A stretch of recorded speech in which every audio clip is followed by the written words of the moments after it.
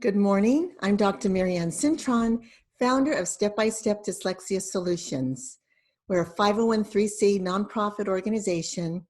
Our mission is to help dyslexic children develop literacy skills so that they can realize their full potential and positively give back to their communities. And we do this by training teachers. So I go to different service organizations and I try to fundraise to help pay for some grants for some of the teachers and tutors who can't afford it themselves, but also I write grants. So if you're interested in even being on our list to receive a scholarship from us, let me know. So I'm excited to start the webinar today. This is day 2 of Slam Dunking Dyslexia. Today you're going to learn about the program, learn about the Orton-gillingham model, and learn ways we teach phonological awareness. I'm going to start with sharing my screen.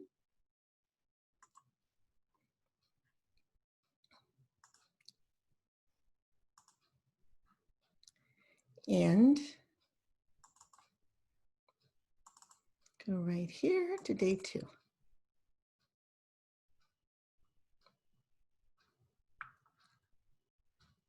Okay.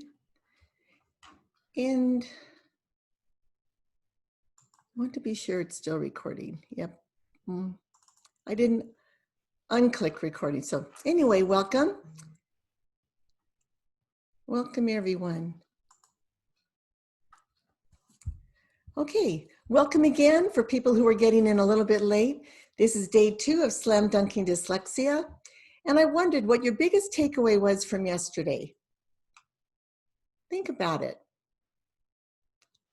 I think the simulations were very interesting for some of the people. And then seeing some of the examples of writing were very interesting for people. So I'm not going to review my whole journey of how I became a dyslexia specialist, but I just want you to know if you weren't here yesterday, I didn't learn about dyslexia from school, from my education, from being a teacher. I learned about it when I was in my master's program for special ed, and a professor recommended that I join the International Dyslexia Association, of which I'm now a board member of the Tri-County branch. So that's where I learned about dyslexia, and I continue to get updates about dyslexia. And so I really want to get the word out so teachers get trained.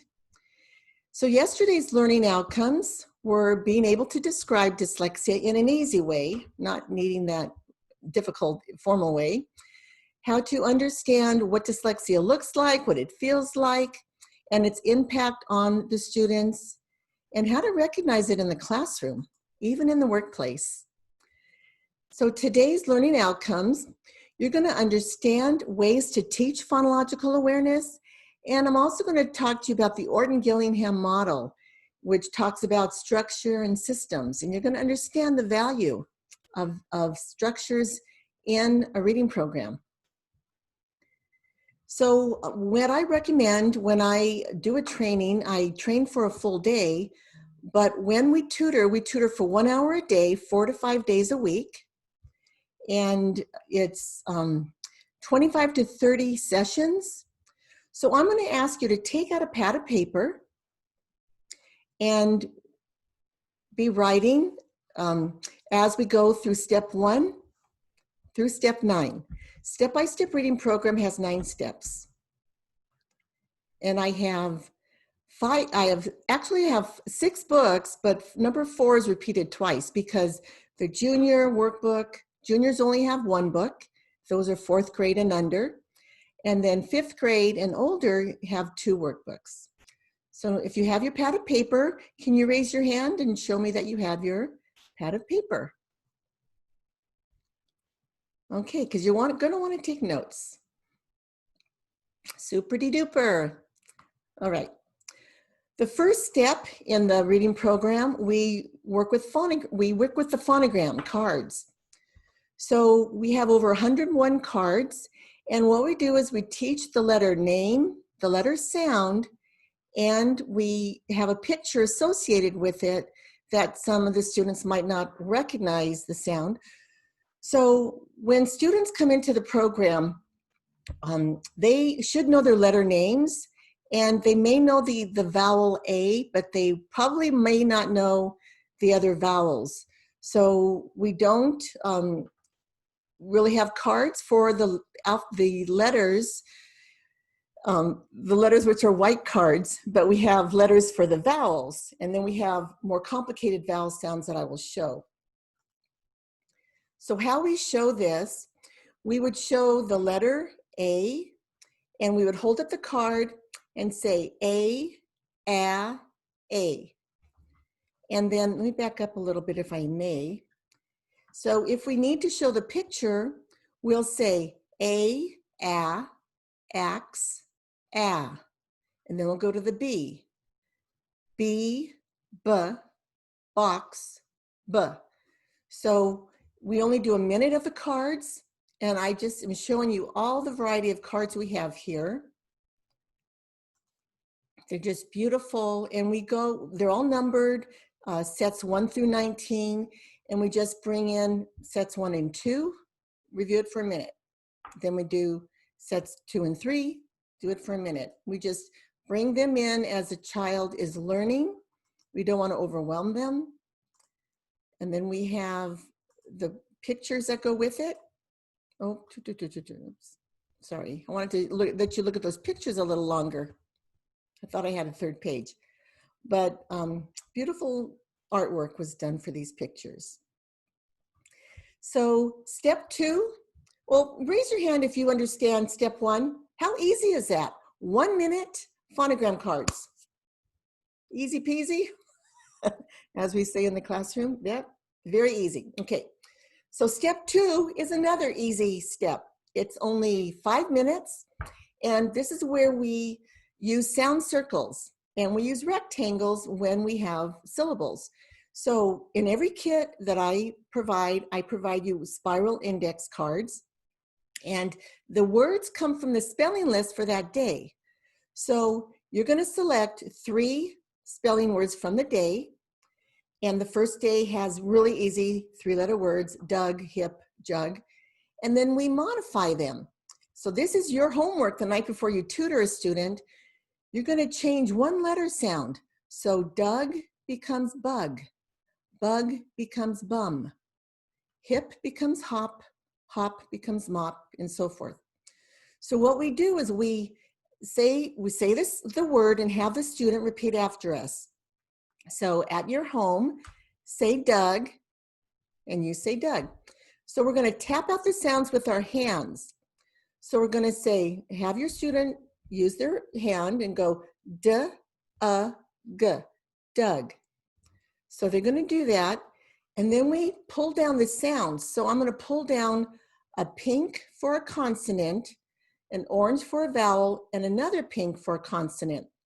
And I'm going to say the sounds as I pull them down. I'm not saying the letter names, the letter sounds. So I'm going to say D, G, Doug. I'm going to underline it.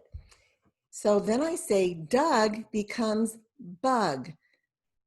What sound changes? The beginning sound. So the D goes away. We're going to slide the D up, bring down another purple or pink for D, for B. And we're going to say the sound again.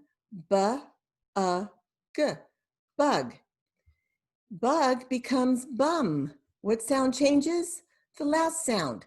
So we're going to move the G up and bring down a M. So let's say all the sounds. B, M, bum. So then we go to the second word. We move all the sound circles off the whiteboard, and we start all over again with the word hip. Say hip, and you repeat hip. Let's tap it out. H, I, P, hip. Then you're going to pull the sounds down for hip. So this only takes 5 minutes, and I will put from 3 to 5 words on a card, and then I flip the card on the back and I'll add more words from that day's exercise, because you never know, some of these students will move really fast through this. Some students will move slower, and as the words get more difficult, some will go quickly and some won't. And you want to get the students to be saying the sounds However, you're going to model it until they feel comfortable on their own. A lot of times they'll just say it with you. But that is step 2, 5 minutes.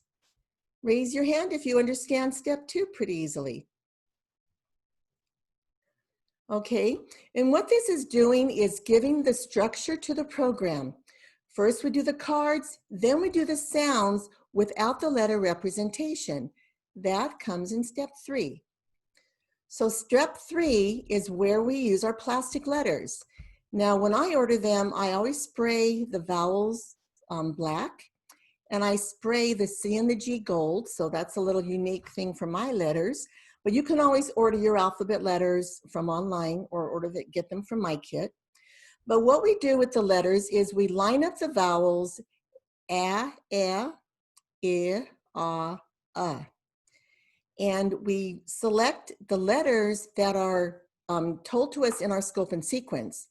I've selected certain letters the way students learn the letters in the proper order that is easier for them to pronounce. So we're not going to do R and L until later. But so we would put the P in front of the A, and we would say pa, ap, pa, ep, p, ip, pa, up, pa, up. And we do that with the series of letters for that day. And this takes 10 minutes. So when I'm working with a student, some days step 2 will be a little bit shorter, step 3 will be a little bit longer, but we always will finish the whole package in about the whole first 3 steps in about 15 minutes. The reason the C and G are painted silver is because they have a hard and a soft sound, if you didn't guess. And we have a real fun way to teach hard and soft sounds. Another thing I do with my letters, because sometimes the letters, it's really hard to know. Is this a B? Is it a D? Is it a P? Is it a Q? So I'll mark on the letters. And sometimes when you order them, this might be too much information, but you don't get 8 of the same letter. You might get less. So I just want to be sure every box has sufficient number of letters in it. This is why children have trouble with B and D and P and Q. A chair is a chair no matter how you turn it. But when you start turning this little letter around, it gets very confusing to children. So we learn it, we teach it first, and then we review it. So it's being reviewed a lot. Myth or fact? I'm going to ask you to give a thumbs up if it's a fact and a thumbs down if it's a myth. Dyslexic people have low intelligence. You're right. No one is lifting their hands. Dyslexic people are very bright. They have average to high intelligence with a few exceptions. I'm finding some students who are very bright, but their reading comprehension is just really, really low because they haven't developed their vocabulary enough. So my reading program really develops vocabulary. Students' comprehension is increasing 1 to 3 years in only 6 weeks because they're learning the grammar rules and the phonics rules. And dyslexic children are often thought of being lazy and not trying hard, which is to me the biggest insult because they really, really are trying hard. They're just not able to achieve like the other students who don't have dyslexia because dyslexic children need very specific instruction. You know, a student who doesn't have dyslexia can watch what their peer is doing and catch on, or they can be bold enough and ask a question and just jump right in. But dyslexic children have low self-esteem, they're shy, they don't feel like they're even smart enough to try sometimes, so they need the explicit instruction as maybe some other students might not. And dyslexic people are very intelligent and artistic. We have Leonardo da Vinci, Walt Disney, Steven Spielberg. They're very good with dancing and very good in the arts and a lot of 3D, hands-on. So give me a show of hands if you understand how we use our letters, our manipulatives. So we learned yesterday that for an effective reading program, it has to be multisensory. When the children are doing the letters, you want them to be speaking. So there's going to be colors and manipulatives. They're going to be hearing, they're going to be speaking and seeing, multisensory. So step 4 is 10 minutes. And the reason this program is so successful is the students are engaged constantly and things are changing up for them. So it's very interesting and fun. So the teacher guide is a big manual that I provide. It has phonics in it. It has the spelling exercises, and you're going to use this every day. And this is where you refer to your phonics. So we do 10 minutes of reading phonics. And it starts off very simple with these phonemes. We call them phonemes. These are the sounds being put together. Students will read un, na, id, di, op, pa, ud, da. And we want to teach them to maintain the short vowel sound. So for example, here, they may want to say on, no, but we want to teach them na. So we want to maintain the short vowel sound. And it's really great because it gets their brain trained for the different pathways, fe or f. They're going to have different pathways for those different sounds. So since this is based on the neuroscience of the brain and phonics impact, for reading, and when we use music, the music is based on the neuroscience of the brain. We use music when the kids are reading for this 10-minute time. Here's some of the further pages. So we'll have 3 words and we add an S, and look how the S can make a plural, or the S can create a whole new word. Same here. We have jut, we add an S, it can create a whole new word, or it can be, be after, if this is a verb, the S is going to make it a verb, a present tense verb. So we teach all about that. And those grammar and phonics rules are so important. Those kids start having those light bulbs go off and they get it. Oh, is that why that's there? Oh, and we teach about words that can be verbs and nouns. And then we develop vocabulary with the sentences. We don't talk about all the sentences, but I have my tutors and teachers pick out a few that you want to talk about, like 3. I like a flat box is best. A lot of dyslexic students have difficulty articulating, and they're just shy, or they just don't have the word access. So I'll ask, why is a flat box best? And they don't know. And I'll say, well, maybe you have your Christmas wrapping and you want to put it in a flat box and store it somewhere in the garage, or you want to put blankets or sweaters under the bed in a flat box. And then, what's really interesting, when you talk to the students and ask them these kinds of questions, you become their friend, and they know that you're building a relationship with them, and they get out of their shells and they're just so comfortable talking to you. So this is another one. I felt as snug as a bug in a rug. Do you know what that means? And how many of you guys know it? I'm sure you all know what that means, but kids don't know what that means. So of course we don't want to talk about bugs being in anybody's rug, but they do go in some rugs, and the bug is very comfortable in a rug. So we have a little idiom. We say, I felt as snug as a bug in a rug. So there's rhymes going on. This is an idiom because it's really not true, but it's an idiom, we call it. So they learn a lot. He will clam up if you ask him to tell on his pal. What does that mean? So you describe what a clam does and what it means, because kids have to be taught not to tattle, and they need to be taught, unless it's an emergency, you don't have to tell on your friend. And a pal is a friend. Kids don't know that. So we're really developing vocabulary. So I like to talk about the job of the brain. The language center is in the left side, and the music is in the right side, because when you play music in the left ear while this child is reading, I explained yesterday that the music will cross over to the right side of the brain, specifically the right angular gyrus, and the right angular gyrus won't take over the reading, and it won't send over the wrong word. So it's going to be doing a job it likes to do. which frees up the child to read, and the auditory processing is improved. I did this for a student at a private school, and I was amazed when I had him, when I first learned about music with reading. I was challenged to try it, and I did that week, and we had CD players back then, and I played classical music in the student's left ear and had him read on the computer, and he could read so smoothly what he couldn't read the day before.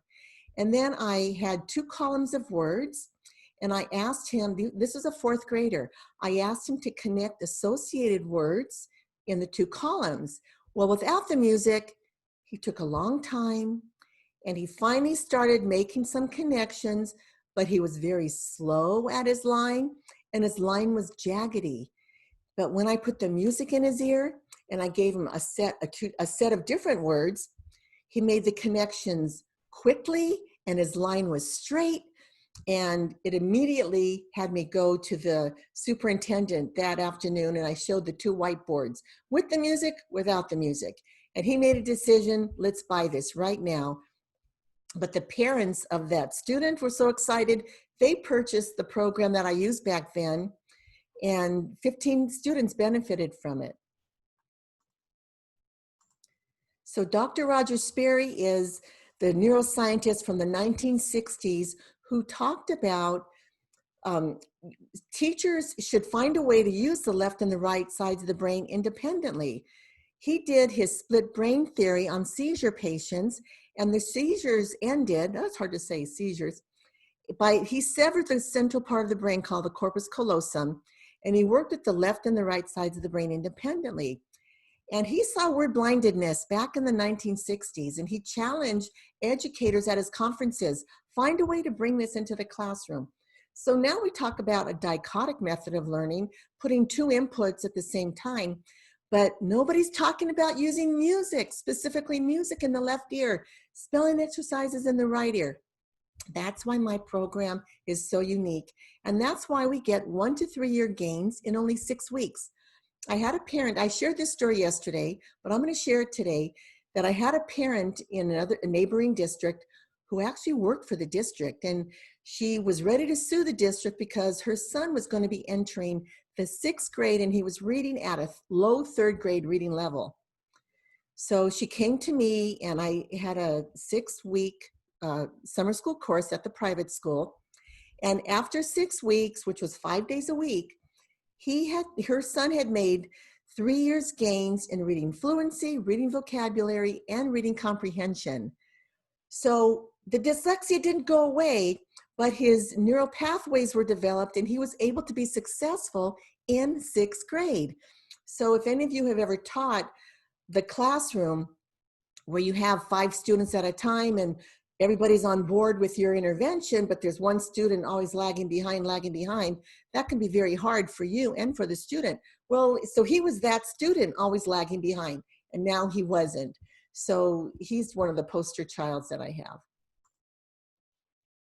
So Dr. Sperry actually won a Nobel Prize in the 1980s. It took 20 years for the world to catch up with his brilliance. So Cruz is another student who's our poster child. His mother came to us last March. He was a homeschooled student, and he didn't even know his letter names and sounds, and he was going into 2nd grade. And he thought his baby sister was smarter than him. His self-esteem was so low. Well, I taught his tutor how to teach him the letter names and sounds. And then in July, he was ready to start my reading program, step-by-step reading. And he used the music, and he just grabbed it and just did so well. This March, he exited special ed for reading. He's still getting support in math, but he is now reading at a 4th grade level, and that just blows me away. But it shows you kids will make 1 to 3 year gains in 6 weeks. This has been a little bit longer for him, so now he's reading at a 4th grade level. And what that shows me is it reinforces the fact that students need to learn to read in kinder to 3rd grade, so that when they start 4th grade, they know how to read. That's when they start doing more research and writing more complicated papers. So Cruz is going to be entering 3rd grade, and he's going to just be well advanced of those other students in reading. And his mother said that there's ways in his life, his self-esteem has just improved so much that he is teaching his little sister the C and the G rule. He's writing it on the whiteboard there. And she said it has impacted his life more than we even imagined, and in ways you can't see on a test. Okay, ready for step 5? This is a 1-minute phonological awareness script. So the spiral notebooks come in handy again. We take out the little spiral index card, and this is phonological awareness where we actually provide a script. So we take the word hat out and we tap it out. We're going to say hat. The student says hat. You say t, hat. Then this is what we do. The script is, in the word hat, what letter name says or h? And the student will say H. In the word hat, what letter name says a? And the student will say A. You're right. In the word hat, what letter name says T? And I'm sure I hear you, you said T. Good job. So then we do the sound. We say, in the word hat, what sound does the H make? And you say, huh. In the word hat, what sound does the letter A make? And the student says, ah. In the word hat, what sound does the letter T make? And the student will say, T. Excellent. So we say hat, and they say hat. Say hat again, but instead of the huh, put a and they'll think a little bit and they'll say mat. Yay, you just put a rhyme to that word. Can you use mat in a good sentence? I have a dirty floor mat that I have to wash. Yay, excellent. So it's going to develop their thinking, their critical thinking, their verbal, and it's fun. So raise your hand if you understand step 5. It's only 1 minute. It's so fun and easy, and it's a light break from all the intense reading they do. Good job. Okay. So now we're on to step 6. Step 6 is 10 minutes because we get into the workbooks. Now the workbooks are phonics based. The junior workbook is the same as a senior workbook up until page 36, where the senior workbook continues. And also the junior workbook has larger font. So this is what we start off with. We give an example of write 2 words that rhyme with man.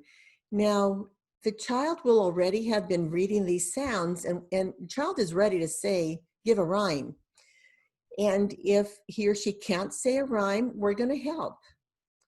And then so let's rhyme with man, fan, tan, okay? And sometimes if a student doesn't know a word, I won't just give the answer, I'll give a little clue. Well, what is it called when your skin turns a different color? It turns brown from the sun. A tan. Okay, so we'll build the vocabulary that way too. And then, okay, so we let them work independently and write the rhymes out. And if they get stuck, we give them some help. Then it goes into a little bit trickier exercises. This is when I have the student bring out the highlighter, and we're going to highlight the line if it's going to be a real word in work. So, tri, remember the short vowel sound, tri, k. We're going to highlight the line because it makes a sound. It's a real word. Is trink a word? No, it's not. So you don't have to touch that one. So then the student gets their pencil and writes CK. Then they're going to go to number 2. Is jack a word? Yes, so they're going to highlight it. Is jank a word? No, so it's nothing, they leave it alone. When they get their pencil, they can write CK, and they could put a line with their pencil that those are not words. So that's what we do. It's just so fun because you look at over here, stuck and stunk. It just, when I first learned about words that, use both of those, I just got so excited, and I get excited when the students are seeing it also. It's just a fun workbook, and the students use their music during this workbook. Then okay, so hands up if you understand the workbook and how fun it could be. And you understand it's 10 minutes, okay? Then we do our next phonological awareness activity. So, but this time it's not as timely as step 5. This is only 30 seconds. So we take out our spiral index cards again, and we pick a word. Let's say jug. Say jug. Oh, I heard you. You said jug. Good. Okay. So let's tap out. Jug. So in the word jug, what's the beginning sound of jug? Or you could just say, what's the beginning sound of jug? J. What vowel do you hear in the word jug? What is the ending sound of jug? G. Now say a word that rhymes with jug. Bug. See, they're not going to see this index card. You will. So if they struggle a little bit, you can help them. And can you use this word in a good sentence? My mom carried the jug with the water to our campsite. So I got to put a question mark after my sentence there, but I wanted to say that we teach rhymes with our palm. We teach that the beginning sound changes in rhymes, but the ending sound doesn't. So many of you might know this as called an onset and a rhyme, R-I-M-E, but we're going to say jug, jug, and then we're going to change the j to b, bug. And then we're going to change, so let's give it another rhyme. Mug, mug. And we remind the student that when the ending sound is the same, that's when you know it's a rhyme. Oh, I wanted just to share a little story of Cruz. When I post-tested him earlier this week, I brought out an assessment tool called the CTOP. And it's a phonological awareness. Oh my gosh, he knew everything in it. He just said, this is so boring. He was changing letter sounds, and he was dropping off syllables, and he could say a syllable. He could say a multi-syllable word and drop off one of the syllables and still say it. So those are some of the real nice tricks we want the dyslexic children to learn, and he mastered it. I was just so proud of him. So give me a high five if you understand Step 7, how easy it is, and put on your little notes. Yay, Rachel, you raised your hand, and a lot of other people. Put on your note that it's only 30 seconds, so fast. Okay, so then we go to workbook 8. Thank you for your participation, everyone. Step 8 is another 10 minutes, and it's with workbook 2. And here we talk about more of the grammar rules. So we'll teach about the homophone, there, and there, what the difference is. We give them different tricks on how they can learn that. And this is where we take out our 3 highlighters. We want to be highlighting the different theirs, and highlighting anything related to it, so that when you fill out a page that's going to need those answers, they're going to take the same highlighter and highlight it first before they write their answer in. And then for step 8, we also have mini lessons. Now, mini lessons are more intricate activities that we teach explicitly. And we have 5 mini lesson sets. The first one has 6 activities. The next one has 9 activities, 14 activities, 5 activities, and 12 activities. What we do is, once the student reads a certain place in the phonics reading, we can start alternating these for the workbook 2. So since the juniors don't have a workbook 2, they would go right back to workbook 1. However, they'll also start using the mini lessons. And an example, it'll take too long if I show you the table of contents. I tried to do that, and I went, oh, it's going to take too long because I want to have time for questions. But I can answer that afterwards. But here's one example of a mini lesson. So we actually teach this mini lesson the very first day because they have to progress so far into the phonics reading before they'll take a test. And usually that'll take up to the day 3 before they'll take their first spelling test with music. So we're going to teach a mini lesson for step 9 instead of taking a test. So we teach that I have a slingshot and I show that the G and the C have a hard and a soft sound. And usually we learn the hard sound. The C is K, like a cut or a cake or a Coke. And a G is hard sound, good, God, great. And then when we have E, I, and Y, they would represent the stones. And when you shoot the C or the G with a stone, which means it's going to be after it, it's going to give it a soft sound. So C with the E becomes se. G with the E becomes je. And then C-I, si. C-Y, sigh. So the E, I, and the Y make it soft. And then we also talk about when do you use a C or a CK or when do you use a K? It's very fun. And a lot of adults say they've learned a lot just by going through the training. Here's some examples of activity 8. In the first lesson, we talk about possessives. And since there's a lot of reading in the mini lessons, this can also substitute the phonics reading in step 3 or step 4. So you'll know your scope and sequence will guide you when you can substitute that. But kids need to know when there's a plural of knife, it becomes knives.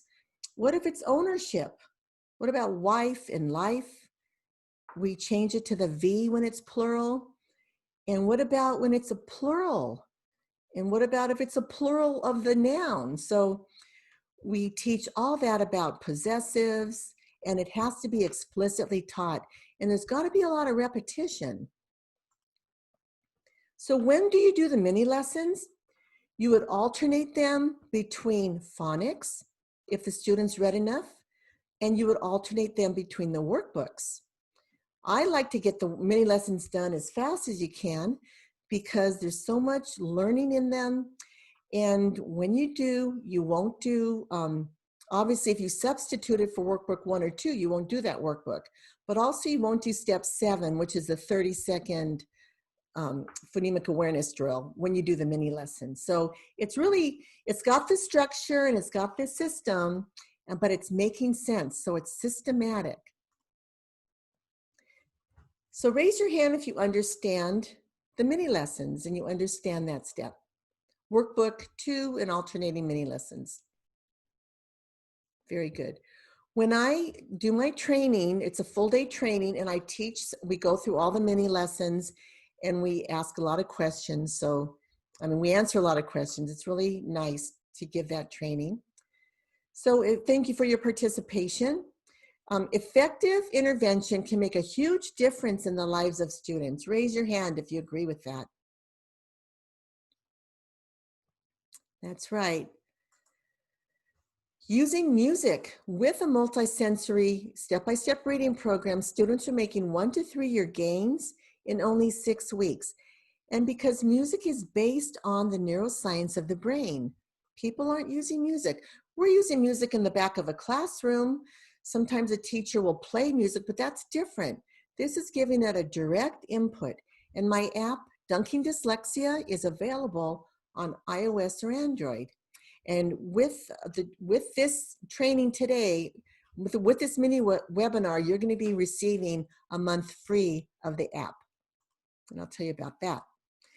So we're at the final step, which is step 9, and the students take a spelling test.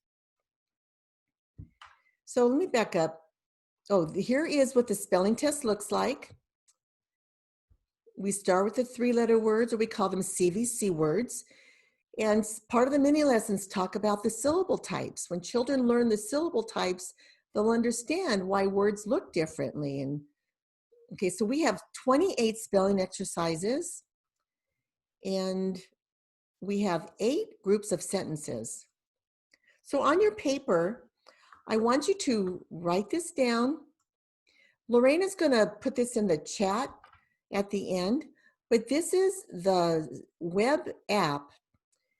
It's m.stepbystepdyslexiasolutions.com, and it's going to go up into your browser as this number. So if your phone doesn't want to accept it, just put this number in your browser, 134.209.66.60.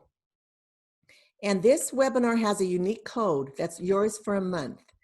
It's 13 uppercase H M Q B as in boy. So I have two favors to ask you. Will you please, so you'll have this for a month, but since you can't rate the app with a web app, would you please download it on your phone within the next 3 or 4 days? And you have a free download, and then you don't even have to purchase it. It's a free download. And then rate it on your iOS or Android. That'll really help us out to get this out to others. And then also, would you share it with someone? Share this app with someone. So exercise 1 is the letter names and sounds. Maybe you know a child that needs practice with the letter names and sounds. Exercise 2 is only the music. So that's when you're going to play the music when they're reading the phonics, when they're working in the workbooks or the mini lessons. And then all the other exercises have classical music in the left ear and spelling exercises in the right ear. So it's just, you can practice with yourself, listen. And it's not, I had a dyslexic person say, I needed to be so quiet when I work. And I said, try it. Put the music in your left ear and just see how it is when you write some spelling words. And she was really amazed because it just has a calming effect on the brain. So if you're into the brain science, you're going to really like this. Here's what the sentence groups look like.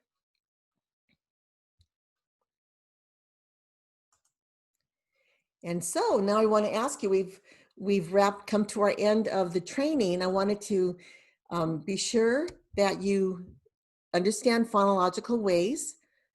And also now you understand the Orton-Gillingham model was multisensory. And now you realize the benefits of having a reading program structured and systematic. I shared yesterday that when I was in English classes, special ed usually wasn't given the best treatment, and we had books just stored away, and I had to pull together the way I wanted to teach reading. And fortunately, because I'd been through training in college, I had some tools and I knew the best practices. So I was creating my own curriculum even when I was a teacher. So that's why I needed to create this curriculum to go with this app. So the teacher guide has many parts. When you have the full day training, I have teacher instructions that if you're a veteran teacher, you're going to memorize those so easily. But if you're a new teacher or a parent or a paraprofessional that's not used to it, you're going to depend on these instructions and love them. Then we have the phonics reading list. Then we have our spelling exercises. And I have the science resources here. And then we have progress monitoring, which is my gift to you for phonics, workbook 1, workbook 2, which if your student has an IEP, it's great to select some of these progress monitoring for their IEP goals, and you can have evidence of them achieving. So I numbered that number 1. So the training, or when you tutor a child, it's 4 or 5 days a week, and we recommend 30 sessions for 1 hour a day. And these are all the areas. If you missed anything on your notepad, this is a good time to fill that in.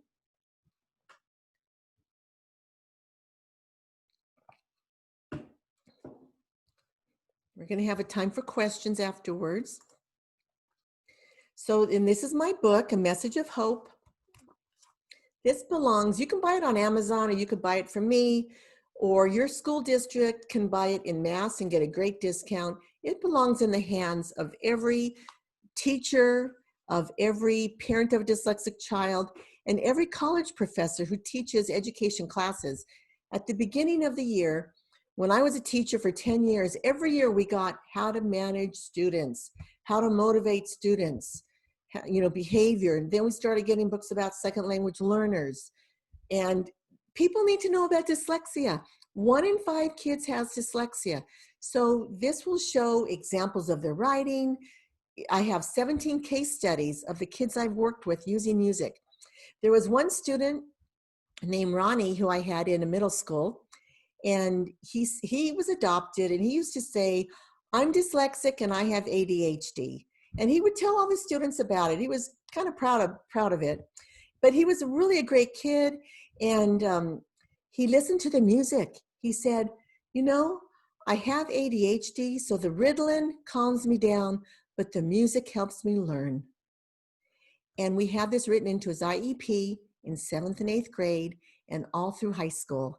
And he graduated beautifully with, I don't know exactly his grades, but I checked in with his mom regularly and he did well. So the music really has a nice impact on the brain. And then, so the app again is available Android and iOS. And now I want to talk to you about what's next. Several people have asked, how do we get your training? Well, June 18th is just next week.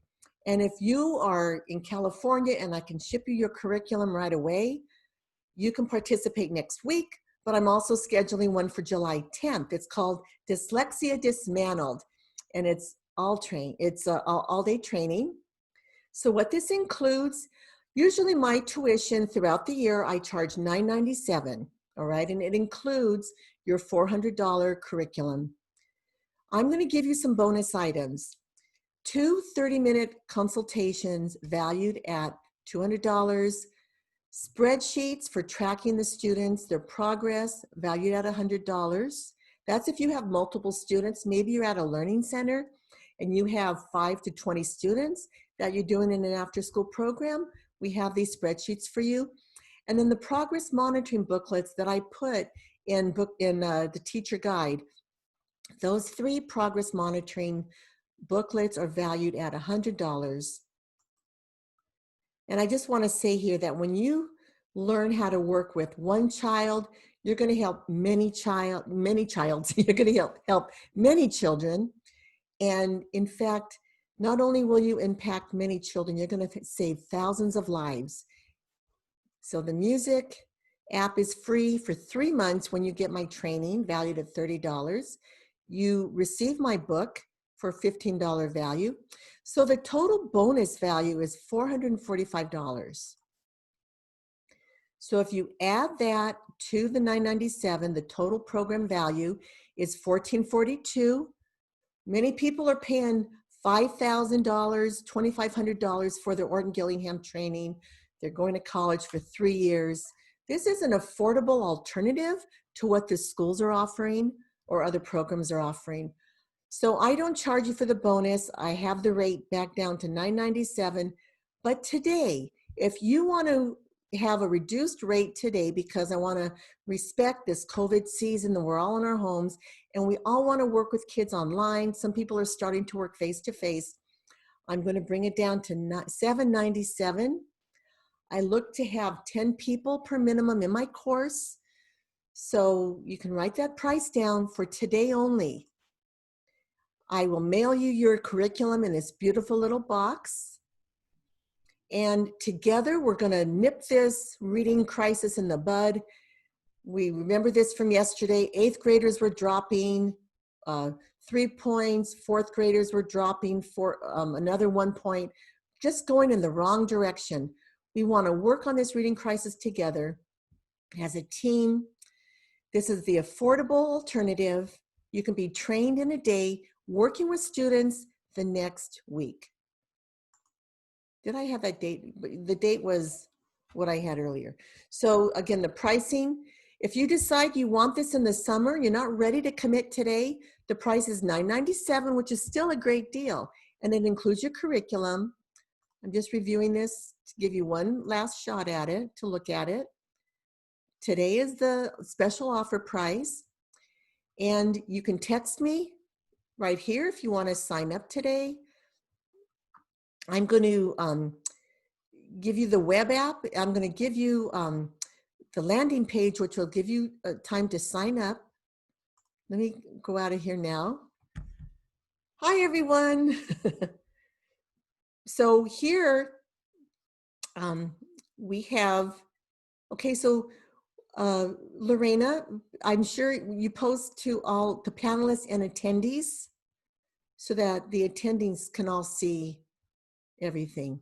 So we're going to put the website here. It's well, the website's here. I'll also email it to you, and you'll all get an email of the webinar. So scroll through your chat and you can see the website. Okay, we have some hands raised. If you have questions, I'm going to go ahead and open up the chat now.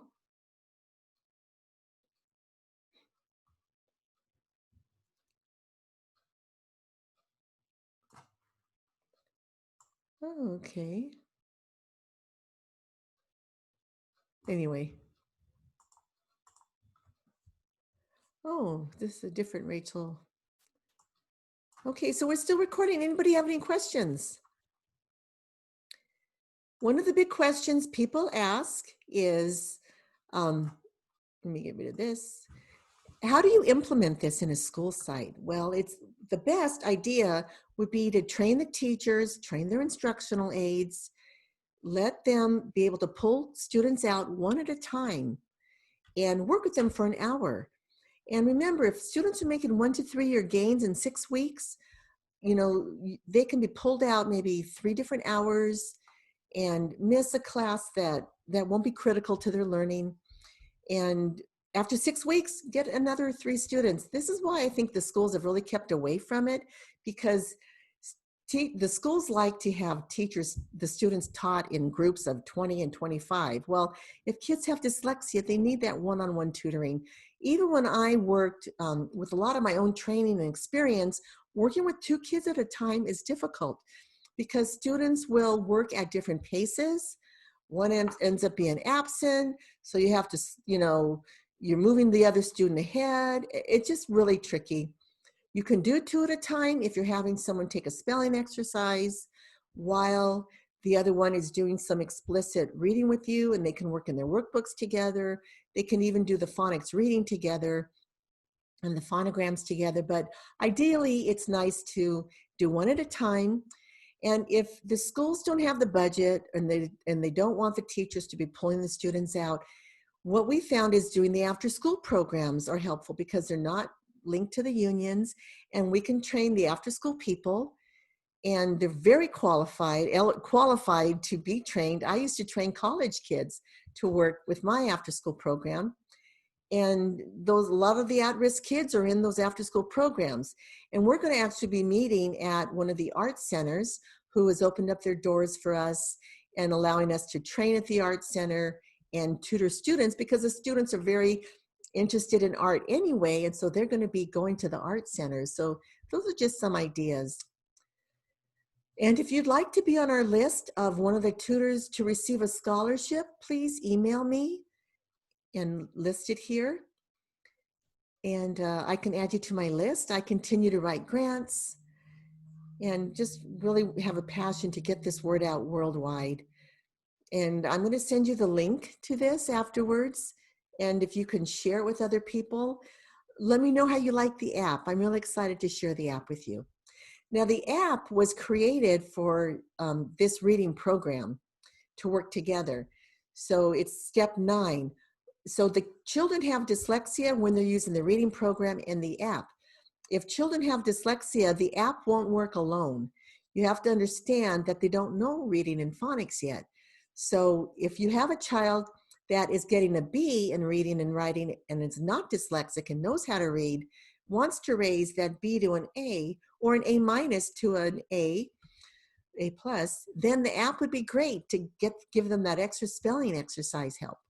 And this is where you can share the app too, for parents who have children that aren't struggling with dyslexia, but they want to raise that reading grade a little bit. And what a better time, best time to do that now in the summer. We're out of school. Some of the kids kind of hit a standstill. They didn't make a lot of progress. We'll let them progress in reading and writing. So a couple of other things I'm doing is I'm actually offering to tutor some of the students online, and some are starting to come to my home. And also I do my tutoring online. The training, the 8-hour training is online. And I'm trained someone from Canada, and I really hope South Carolina gets on board with this, and other states. So if there's no other questions, let me see.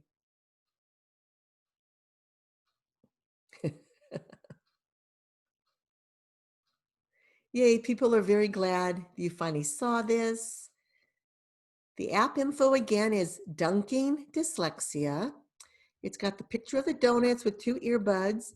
And remember, the music plays in the left ear and the spelling exercises play in the right ear.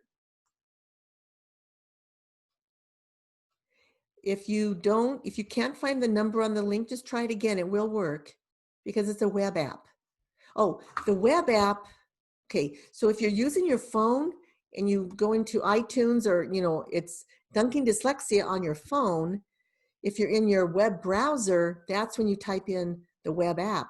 It's the number. And the exercises look, instead of octagon, they're square. So it's a little, different look. Okay.